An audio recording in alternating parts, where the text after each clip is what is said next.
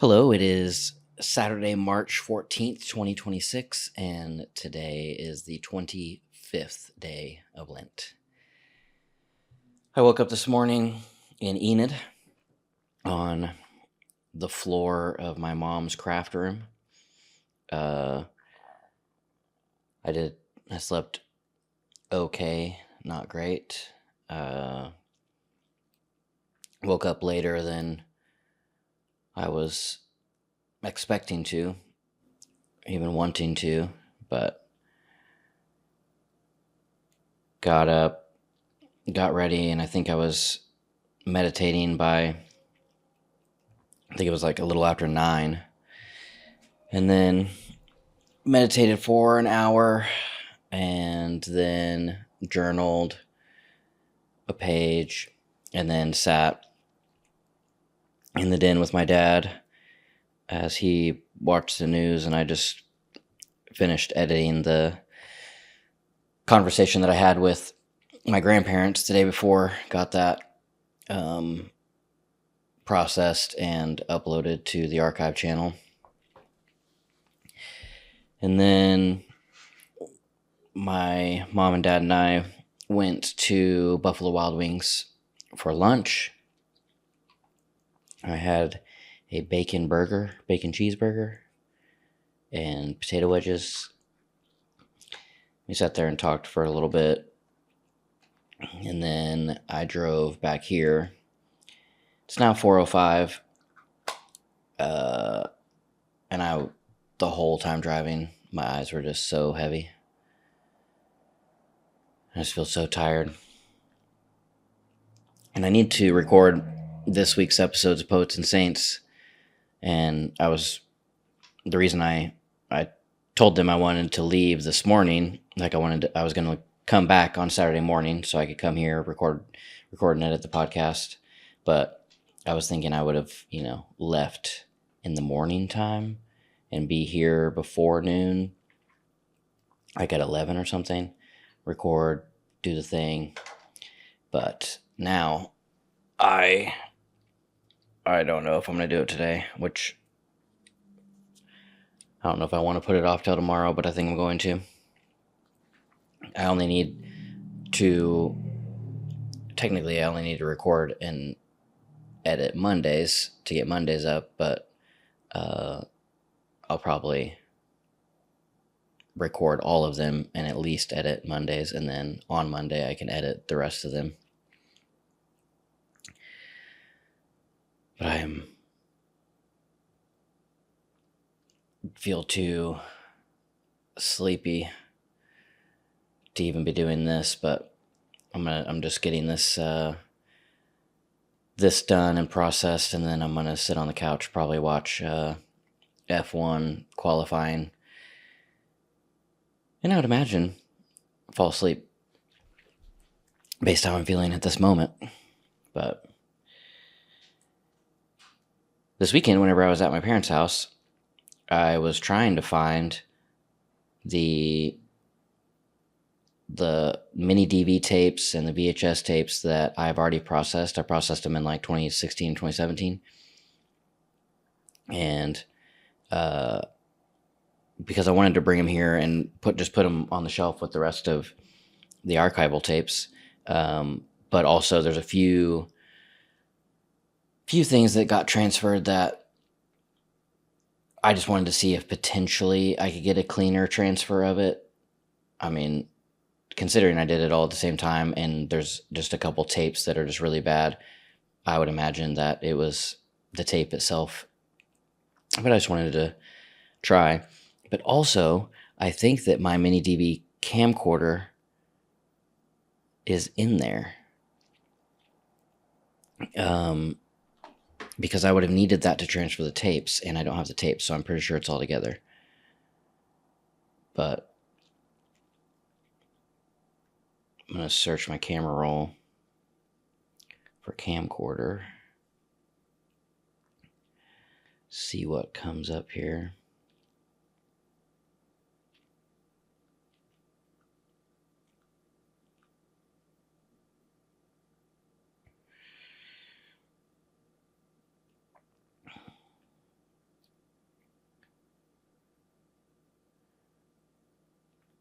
photo of my Canon XLS, or I think that's what it is.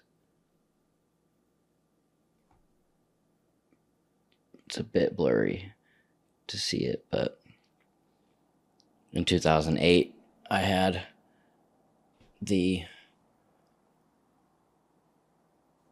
that camera for a little bit. I think it'd be fun to have all the cameras, get back all the cameras that I've had, that one included. Those you can find $100, couple $100.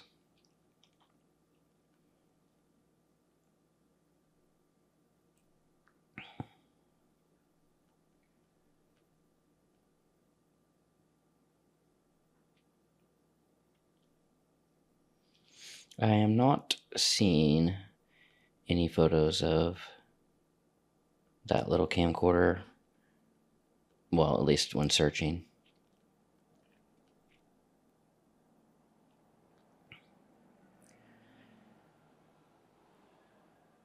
For if, I had sold it or taken a photo of it whenever I was transferring the stuff, or...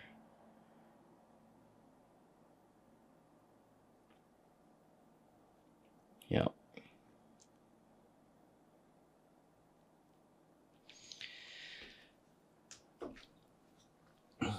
Yeah, I'm very curious as to where that stuff ended up. And so are my parents, because they're all the places that it would be. It's not. And so we're like, where did it go?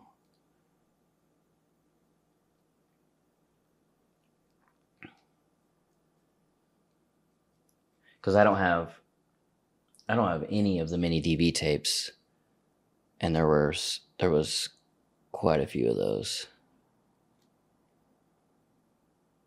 I just triple checked when I got home in a couple places that I didn't look the other day, just to make sure. I didn't look there to begin with because I didn't think they were there, but just like triple check. Did not find them. So now I'm very curious as to where they are.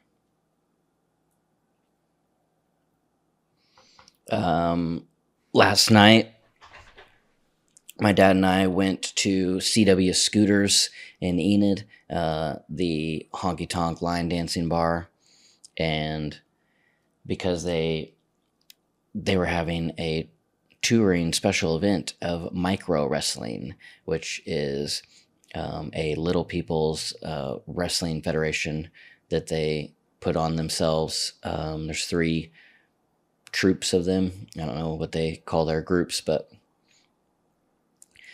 like the micro wrestlers 1, 2, and 3, and they have a home base in what's it called? Something Forge, Tennessee. Pigeon Forge, Tennessee. I guess they have a like home bar, home base situation. And then 2 of the troops tour. I'm assuming that they flip off, that they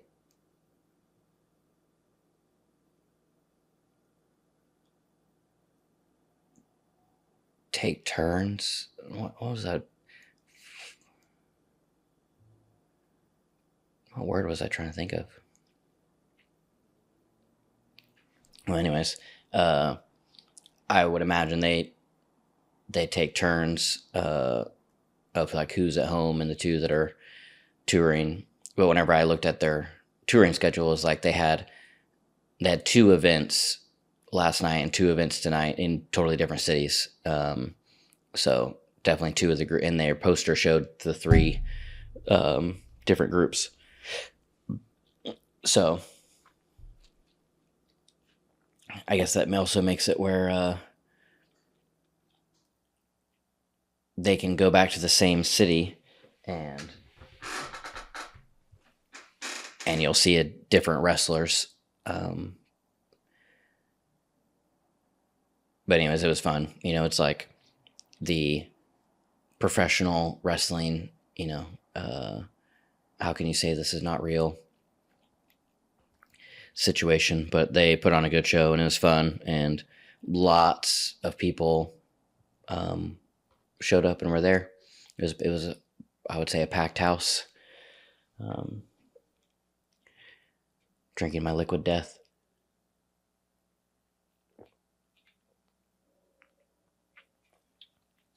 I was so tired driving. I needed like something with some fizz. I got some seltzer water on my way in.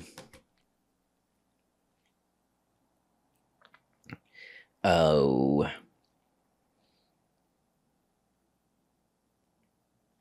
I was thinking we stopped in CW Scooters on Thursday night because it was karaoke night, but there was literally like 6 people there. They were regulars at the bar, and karaoke was not going and had not started. And my mom and grandma were too tired to come, and I was like, I just thought it'd be fun to get them out, and if we did karaoke, that they would have fun. But one, I was glad that they didn't show up, because when we walked in, I remembered that it's a smoking bar, and my mom for sure cannot handle that. And I mean, it's a smoking bar, so there's no hiding that it is very smoky smelling. And then, where was I going with that?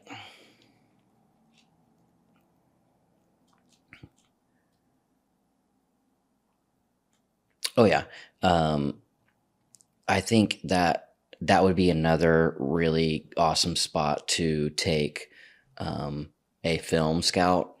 I know a film scout named Rocky, and I've told him that we need to take an Enid trip, and he said we should do it because I think there's some untapped spaces in Enid that would be awesome for some sort of TV or movie. And one of those would be CW Scooters, because it's an authentic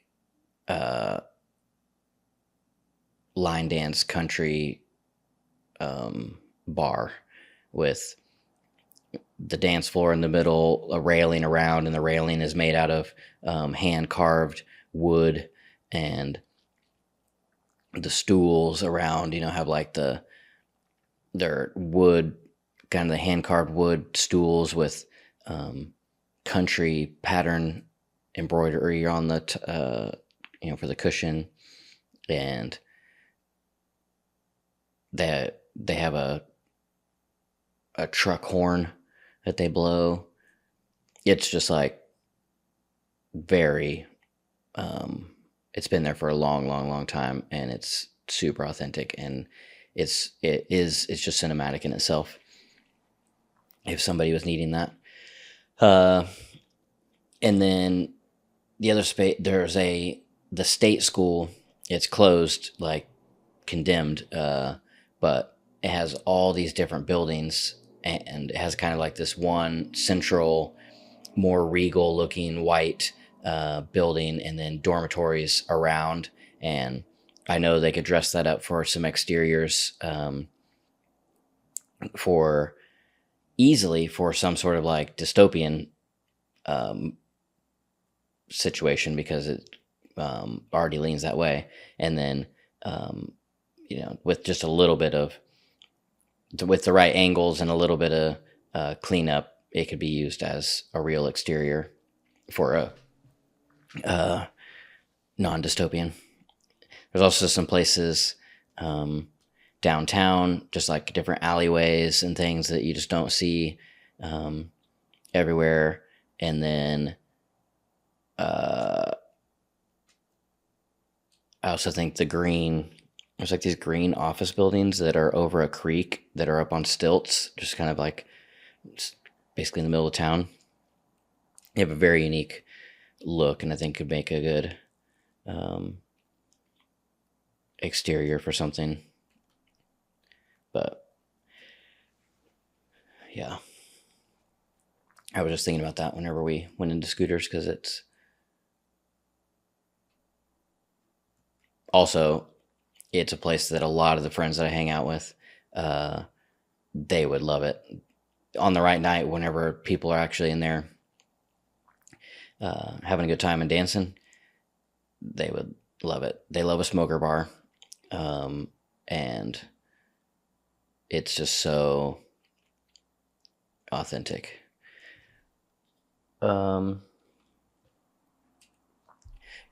We talked about doing this last year, so I was thinking it'd be fun to do 4th of July pool party, go to the Enid Motor Speedway for the races and fireworks, and then go to Scooters afterward.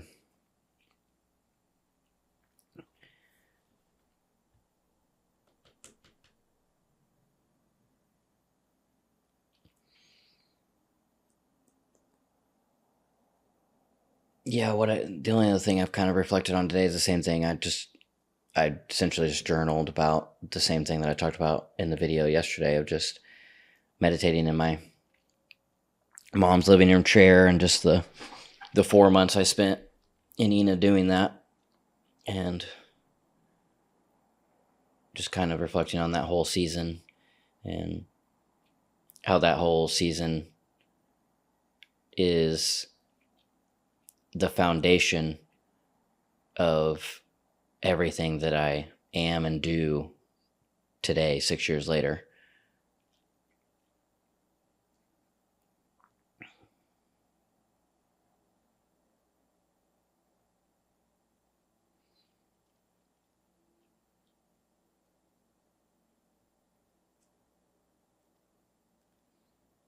Yeah.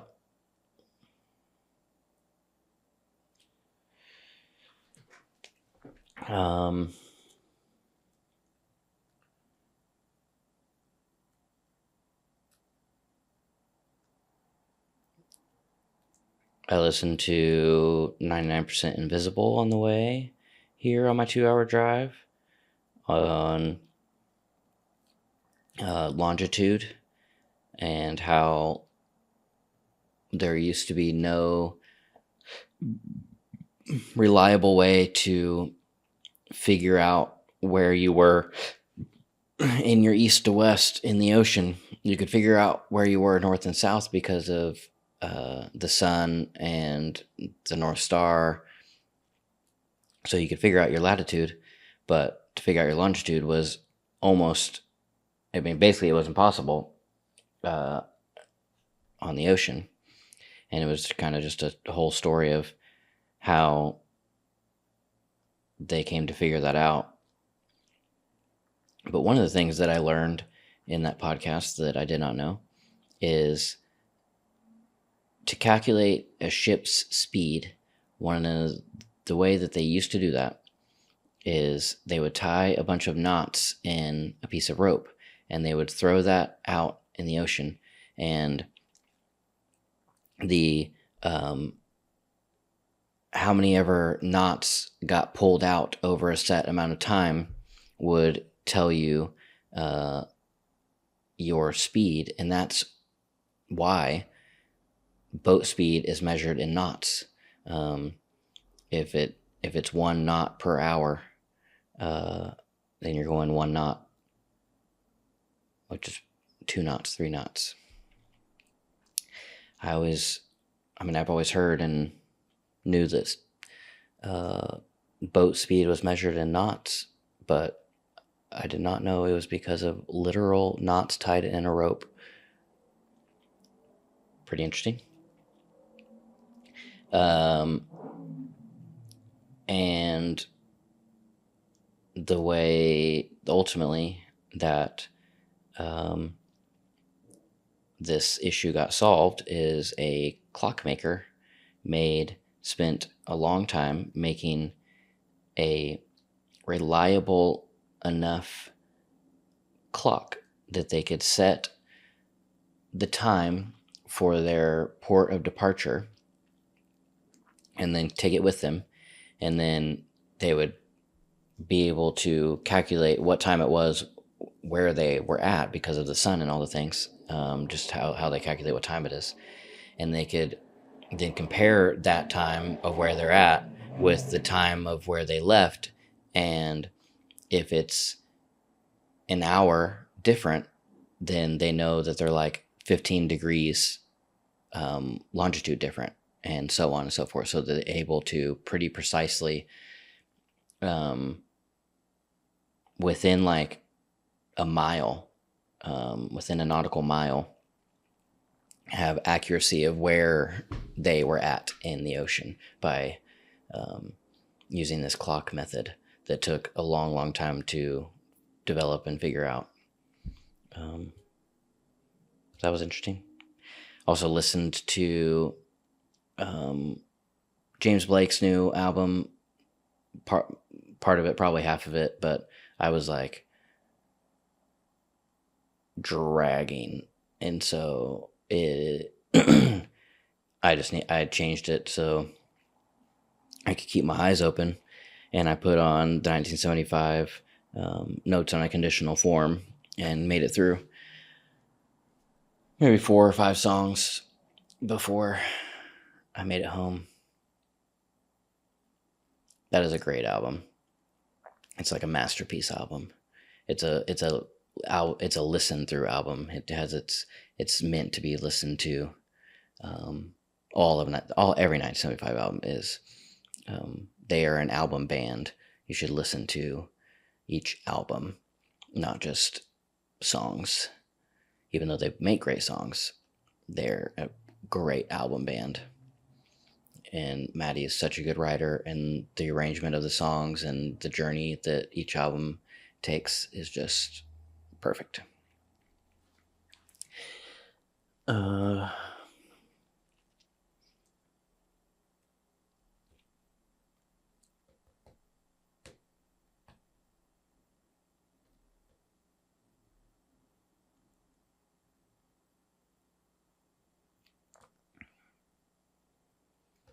I need a nap. I don't know why I am so tired. I got like a full night's. I guess it wasn't like super high quality sleep, but I was in bed for a good amount of time. But man, am I fading.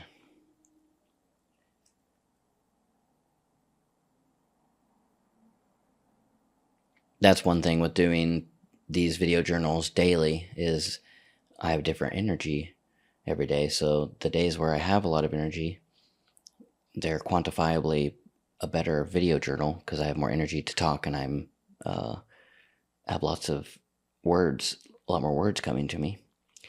And then there's days like today, and there's been a few other days where it's like, okay, I got to sit down, got to do this. I made the commitment to do one every day, so I'm going to do it. And this is what it is. This is what it is.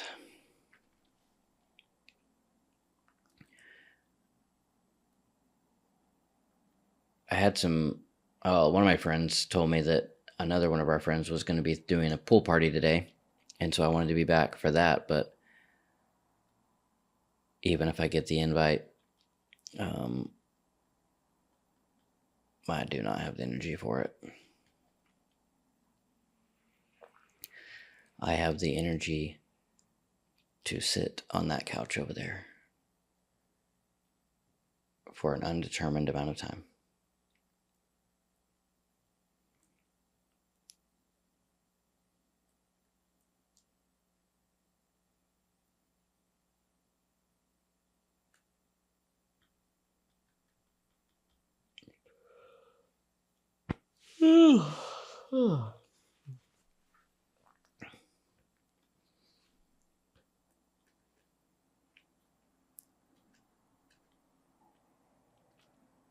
My parents talk about, or my dad talks about politics because he's a big news guy, watches the news all the time, and he's surrounded by Ian people, so it's never not on his mind, all of politics and things. And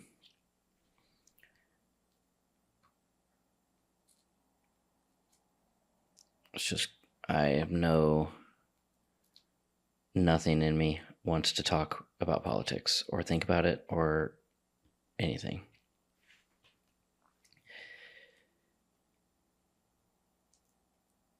It's a crapshoot. It's been a crapshoot. It's going to continue to be a crapshoot. And the details within the crapshoot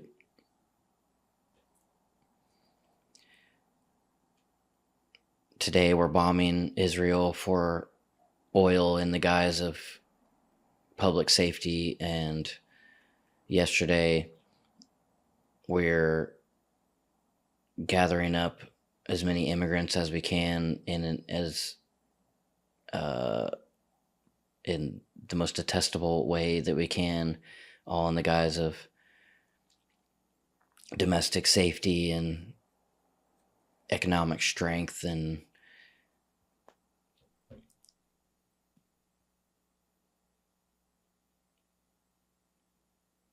lies, lies, lies, lies, lies.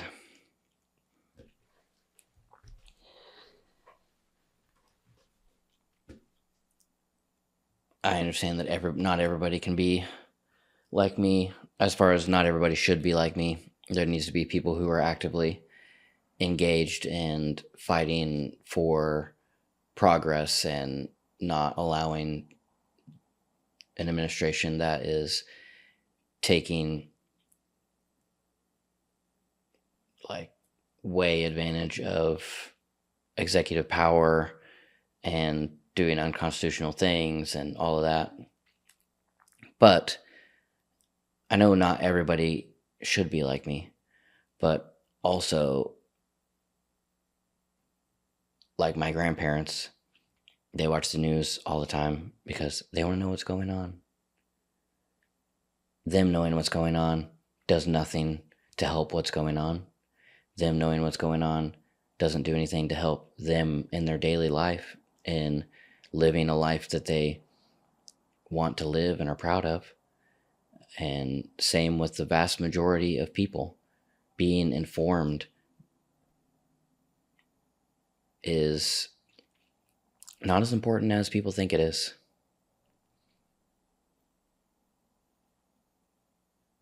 If I need to know, I will end up knowing.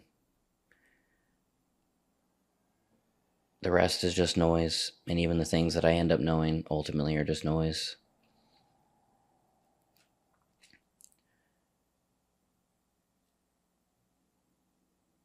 I don't need to have a 5-point structured opinion about anything.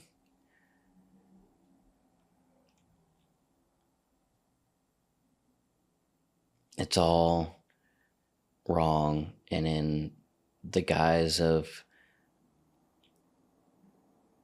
good, but with the motivation of money and power, to get more money, to get more power, so your friends can have more money and more power.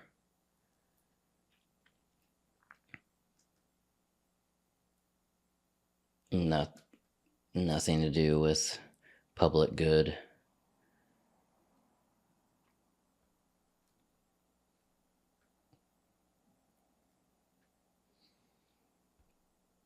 So I don't feel the need to consume any of it, really. I'll just get the Cliff Note headlines from a plastic plant.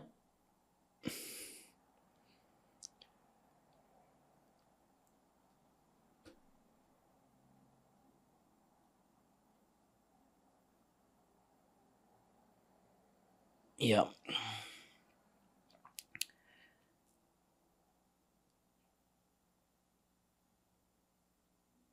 Well, hopefully I'll have more energy tomorrow.